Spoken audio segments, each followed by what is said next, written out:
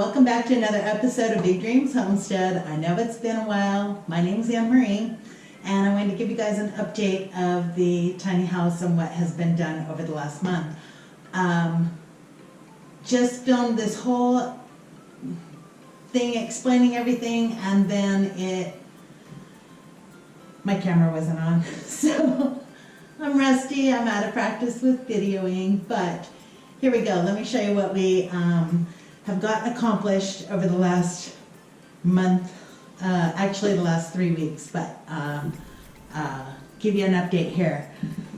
Okay, I'm going to apologize in advance because the lighting in here is really bad, and the reason why the lighting in here is really bad is I have one outlet that's active, but if we look around the place, let's see if I could do this.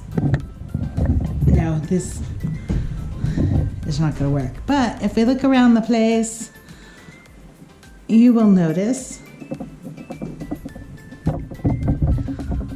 I have electrical everywhere. So I initially was going to do the electric wiring myself. I had all the stuff to have it done. I kept reading a book. I'll show you the book I got. So I got Wiring Simplified. There is nothing simplified about wiring. If you want to fall asleep and sleep really good through the night, read this for 5 minutes. I'm pretty intelligent. Wiring is not my strong suit, and trying to understand wiring diagrams, and I think this just went too in-depth for it. So what I decided to do instead was hire Sparky to come back out, and he did all the wiring to the boxes for me, so it's all ready for sheetrock now. And then I'm watching them. I could have really done it myself. I didn't have the confidence, and being a retired insurance agent, I wanted to make sure that the house was safe. You know, electrical, I have a very healthy respect for electricity and didn't want any fires or anything, so I just figured it was easier and safer to call him out and have him do the wiring. So all the wiring is done. Also, I have gutters on the outside of the house. Can't take you out there now because it's raining, but I was planning on doing the gutters myself, except no running vehicle, so I'd have to beg a friend to come get me to take me out to get the stuff for the gutters, and they were 10-foot lengths, and gutters are super easy, but no car and all that stuff. So my sister had a guy come out to clean the gutters on her house, and I asked him to give me a quote, and he gave me a very reasonable price, like just slightly over what it would have cost me for the materials. And within an hour, I had gutters put up on the house with downspouts and everything. So gutters are done. I no longer get a shower walking out my door, which is awesome. I mean, not that I don't need showers, but I'd prefer not to have a nice cold shower when I'm working. So the electricity is done in here. I'm going to go ahead and start putting up insulation today, so I can get rid of these rolls that are stuffed up in my loft area. So the plan for today is to go ahead and put in the insulation. I know I don't have the plumbing in yet, but really the only bay that's going to be affected by the insulation is right here underneath the kitchen sink. So I can easily pull that back out. I also have to put nail plates along the wall where the wires went back through, so I'm going to go ahead and get busy, and you guys get a watch, I guess. Not sure, I want to ask you guys, would you rather see work being done, or would you rather see a vlog type video? It's easier for me to do vlog type videos because I could just say, hey, kind of like today, this is what I've got done so far, this is where I'm at on the build. Or do you want to actually see the work being done? Because that takes more editing time for me, and that's part of the reason why you guys haven't gotten a video from me in so long, is once I'm done out here, it's so hard for me to go back over there, edit the video, put it up, and then basically all my time is spent working or editing videos, and I'd rather just do vlog stuff. So I'm gonna ask you guys what you want. I do have a bunch of videos on when we built the toilets, when we did the ceiling on the bathroom. Oh, that was another thing that we got done is my niece and I put up the, you guys can't even see what I'm pointing at here. The loft board over the, I can't even think today. The plywood over the bathroom. So now it's extended that loft out, which is where I have all that insulation set up at now. But now, like I said, it's all about hanging up insulation today and then putting up the nail plates where the electrical goes through the wall.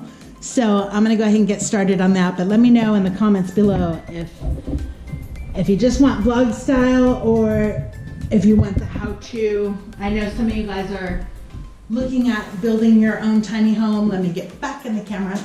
I know some of you guys are looking at building your own tiny home, and there's not a whole lot of how-to videos out there. At least I couldn't find them. But the vlog style is so much easier for me, so I may just video a bunch of stuff with me working and save those and edit them after I moved into the tiny home, because I'm really pressed to get into here and get moved into here because the trailer is falling apart. So another whole long story. But let me get to work here, and I will check in with you guys after I get stuff done.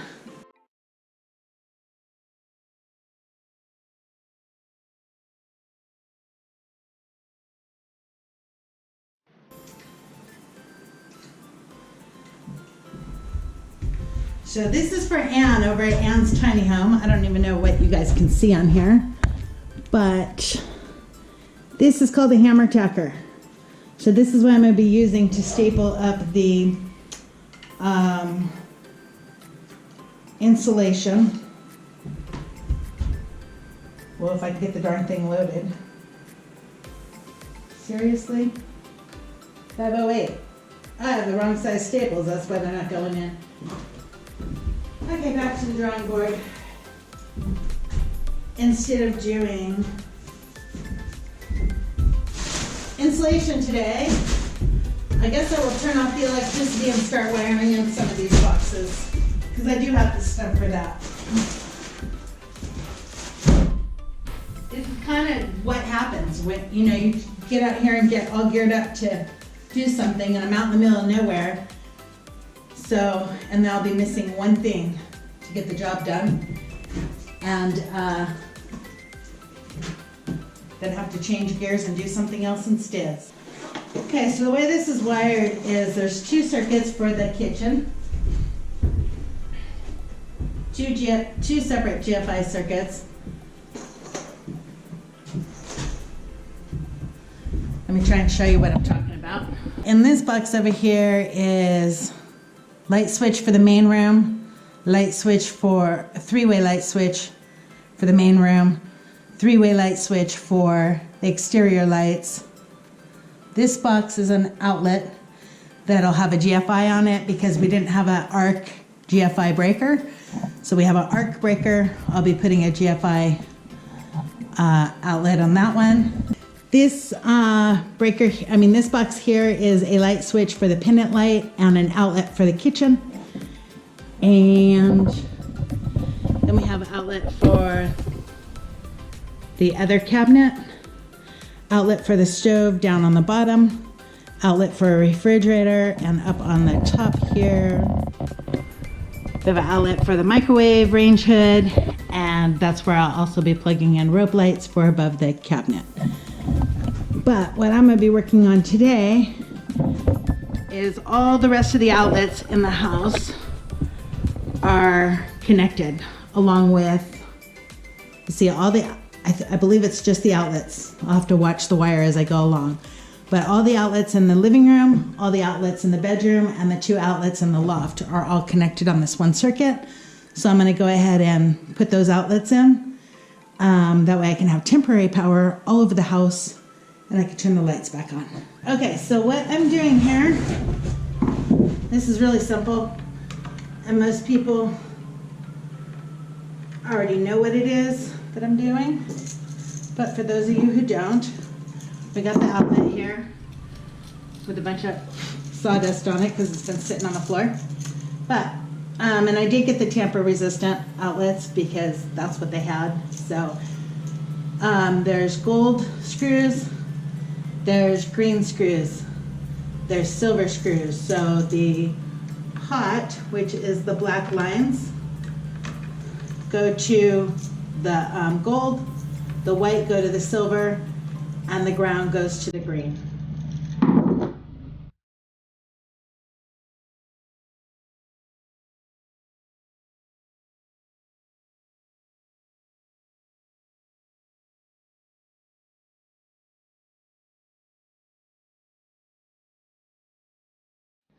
So there is one outlet done, and I even installed it right side up.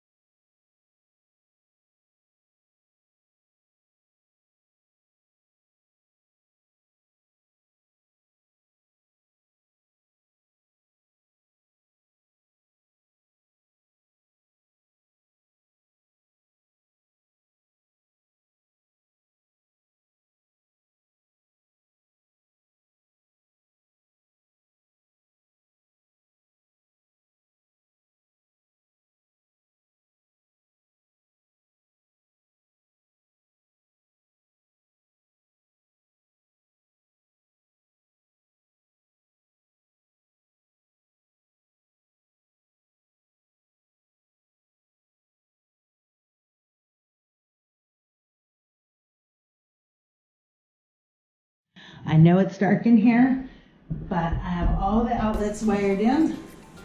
So the moment of truth here, I am going to flip the switch.